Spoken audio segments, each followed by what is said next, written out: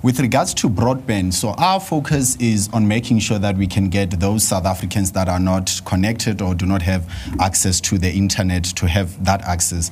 We currently have approximately 15 million South Africans who do not have access to the internet.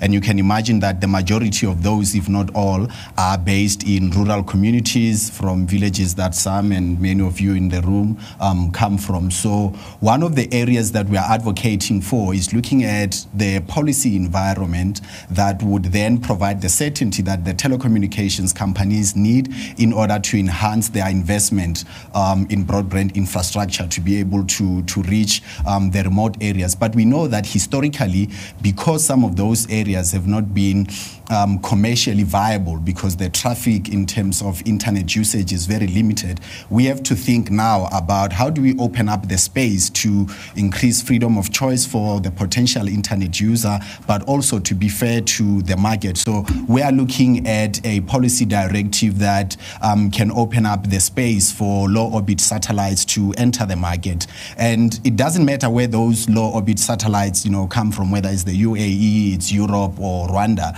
but we want to ultimately get to a stage where the South African potential internet user has the freedom to choose whether they're going to be relying on fiber, on broadband, or that use is going to be through satellites in the form of low orbit satellites. Secondly, it's around the issue of cutting the cost to communicate.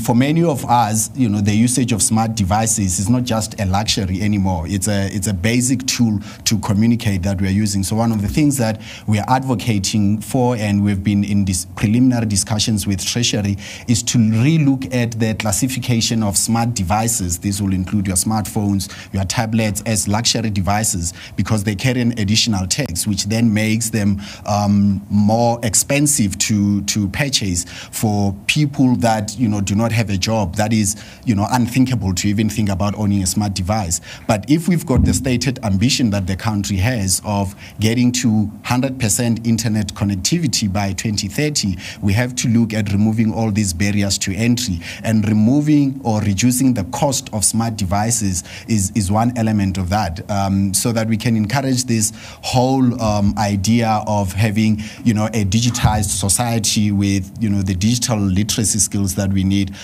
to be able to compete in the world and to catch up with the advances that other nations have made in technology. So those are our two primary focus, and I'm quite confident that we'll be able throughout the duration of our term to be able to get a breakthrough on them, because the primary thing is we have to make it affordable for poor communities to have access to the internet, because that then makes it easier either for learning purposes, for entrepreneurship purposes, or even for leisure purposes, to be able to leverage the power of technology and the internet. Thank you very much.